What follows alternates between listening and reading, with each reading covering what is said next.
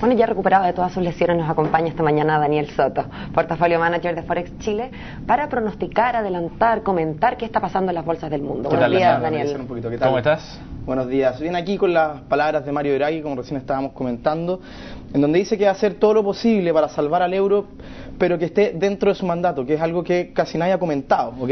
¿Son buenas palabras o no? Son buenas palabras, pero son solo palabras, para empezar, o sea, no hay ninguna medida acá, ¿ok? Perfecto. Que es lo que siempre hemos visto en lo que ha pasado en la zona euro. Hay que darle algunos, digamos, o sea, reconocer algunas cosas a Mario Draghi, como la operación de las LTRO que hizo durante el año pasado y este año, que fue más de 1 trillón de euros que salieron a capitalizar el mercado. Sin embargo, la situación está donde estábamos antes igual, o peor, tal vez estamos en una situación crítica todavía. Él dice que hacer todo lo posible que esté dentro de su mandato. ¿Cuál es el mandato del Banco Central Europeo? Velar por la inflación. ¿Cuál es el mandato del Banco Central de Estados Unidos, de la Reserva Federal? Velar por la inflación, el desempleo y el crecimiento, ¿ok? O sea, acá estamos hablando con un Banco Central que está muy limitado.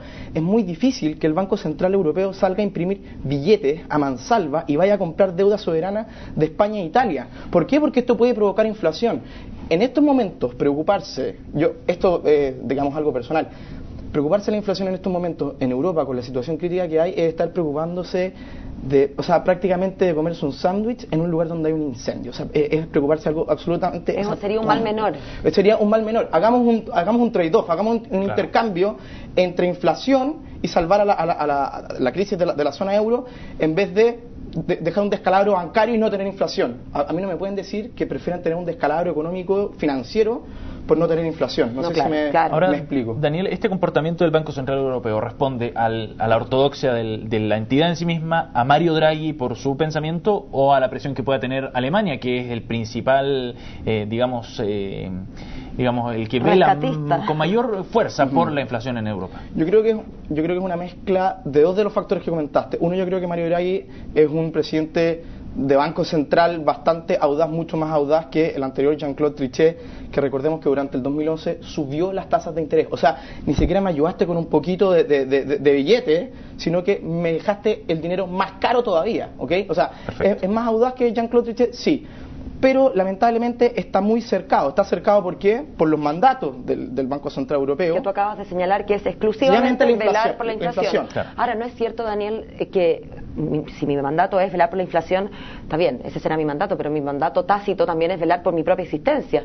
Si yo me preocupo tanto de la inflación, podría llegar a desaparecer, ¿no es verdad? Entonces es algo... Es que ahí también está el otro punto, que también tú decías, que es la presión que tiene sobre Alemania.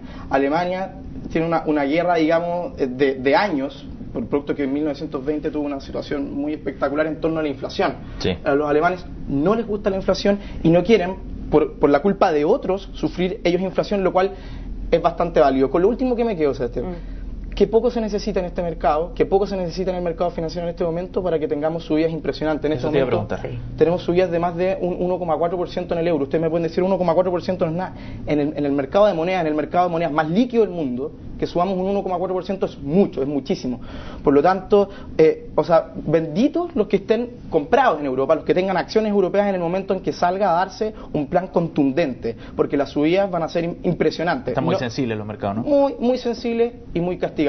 Así que nos quedamos con eso. Hay que, digamos, poner en perspectiva estas palabras, ver que solamente pueden hacer cosas dentro de su mandato y entender que no hay nada, digamos, concreto todavía para solucionar la crisis de la zona euro. Claro que sí. Vamos a ver cuánto duran estas salsas, porque a veces estas palabras, que como tú dices, no son anuncios, son palabras solamente por el momento, se las lleva el viento de repente. Así es. Así que yo creo que ya para mañana estaríamos, se agota, digamos, esta benzina que le están a la fogata. El vuelito. El vuelito. Vamos a ver cuánto dura. Daniel, gracias. Muchas gracias. Que esté muy bien, buen día.